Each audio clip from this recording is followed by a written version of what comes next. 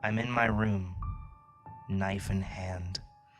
Another day of pain and suffering. I bring it to my neck, think of the worst of all of it, and hope to whoever could be above in this world of hell to take some pity upon my life. The knife moves swiftly across my neck, slicing cleanly across my throat. I smile as my world fades out. I wake up from the dream and realize it wasn't. I feel my throat. There's a scar across my neck. I don't breathe. I can't. I feel my chest and my heart hurts. I realized what's happened since then. I find the knife under my pillow. It took me away for a time. I wanted to do so again. So I bring it over my heart, carve a hole in my chest, and tear out my heart, and the world fades again as the knife falls to the floor. My life ends. All that I see now is my body collapsing in a mirror, and two figures stand in the mirror, a darkened shadow and a small light. They represent my life that I thought of. I look to the light and see it's almost fading, but then I look to the shade.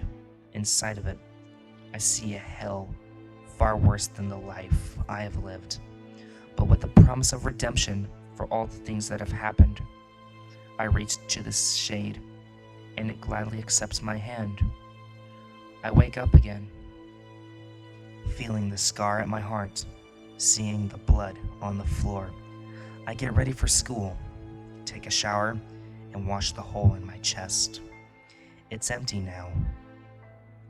I throw on some clothes and head to school with no remorse as to my next few actions.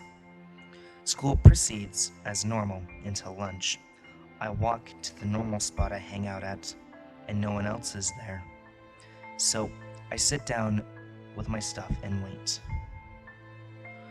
A group of kids led by someone I absolutely despise walks up to me, mocking my failed attempt at suicide. I simply stand in front of him with no remorse. The next action was sharp and quick.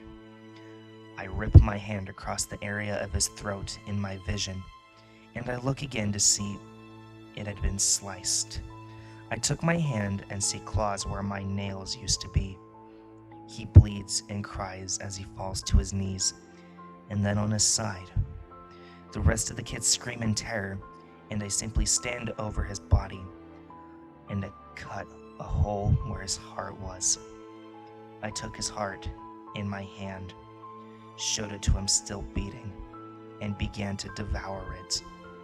He looks at me and then sees himself in his own tears, alone with a figure, a single large shadow.